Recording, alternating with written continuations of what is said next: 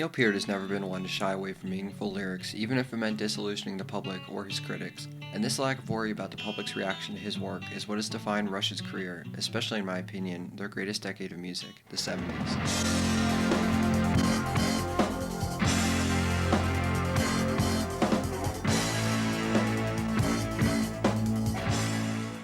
You could take a fine-tooth comb to any of Peart's songs from this period and find a critique of socialism, collectivism, or anything that strips the individual of their individuality, and The Trees from their 1978 album Hemispheres is no different, and it is a perfect showcase of Peart's brilliance for insightful poetry. The song has a jovial, joking tone to it, never taking itself too seriously, something that Peart reflected on when talking about his mindset while writing it. Quote, I was working on an entirely different thing when I saw a cartoon picture of these trees carrying on like fools. I thought, what if trees acted like people? So I saw it as a cartoon really, and wrote it that way. I think that's the image that it conjures up to the listener or reader.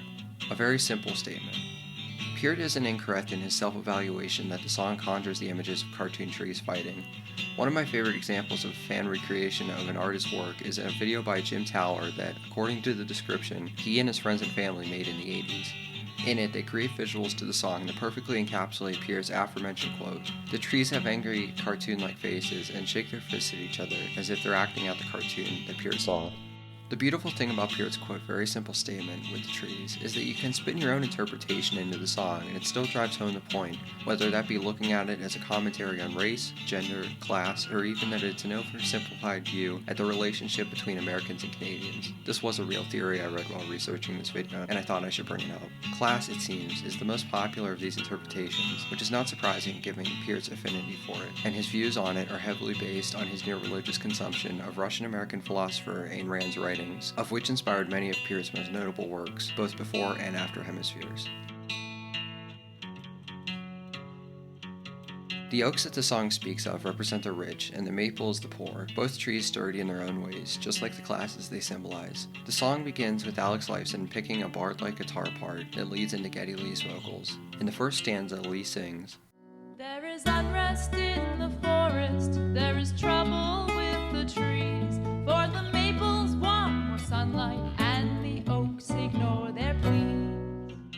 Although less pointed than their later commentary in the song, the inclusion of the first line, there is unrest in the forest, subtly asserts the philosophy of the song, showing that everyone is the same. They're all in the same forest, even if they are different trees. The trees, however, do not see this irony, and cannot live together cohesively, as the maples want sunlight, something that should be abundant to all trees, but the oaks will not give it to them, as their superior height gives them the edge. In this early stage of the song, the maples ask for sunlight and please, something that will change as the oppression of the oaks continues. After the setting and conflict have been established in the first few verses, Peart's next two stanzas show the feelings of the maple and oak respectively. He asserts that the root of the problem is that the maples and the oaks both are convinced that they are right and that the other is wrong, and that discourse of beliefs causes issues. The maples, on one hand, believe that the oaks live life too lavishly and that they feel wrongly entitled to the sunlight. Conversely, the oaks wonder why the maples grumble about the sunlight they are given, for they, the oaks, believe it is their lot in life to get more sun than the maples. This discourse does not only cause problems for the oaks and maples, as their fighting has caused all of the creatures in the forest to flee. Their toxicity now is not only affecting themselves but everyone else, and this unrest increases exponentially when the maples finally take a stand against the oaks, screaming oppression, but their cries still go unheard by the oaks. In the final, longest stanza of the song, the subtlety that the song had abided by so far is lost, as the maples take their final stand against the oaks. They rise up and form a union, demanding equal rights from the oaks, claiming that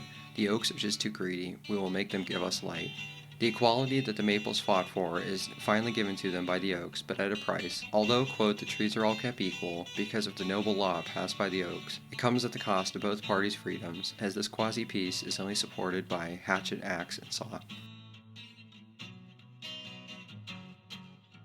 As stated earlier, Peart was an avid reader and supporter of the philosophies of Rand, and if Rand wrote her political views in the form of poetry, you could expect that the trees would be from her pen. Both Rand and Peart warn of collectivism, a social structure formed by Jean-Jacques Rousseau in the 18th century, quote, in which it is argued that the individual finds his true being and freedom only in submission to the general will of the community. Both Rand and Peart subscribe to individualism, the polar opposite of collectivism, in which the individual should only be concerned about those closest to him, but first and foremost himself. and both are vehemently against the idea that collectivism is better for mankind, with Rand saying in her book, The Virtue of Selfishness, quote, "Collectivism holds that the individual has no rights, that his life and work belong to the group. The only way to implement a doctrine of that kind is by means of brute force." A feeling that Peart reflects in the final lines of The Trees, in which the only solution that the trees could devise to ensure equal rights was to forcefully demand obedience to the law with hatchet, axe, and saw. One class that Peart does not mention, most likely purposefully, is the middle class. Rand calls the middle class, quote, "the heart, the lifeblood, the energy source of a free industrial economy, i.e. of capitalism."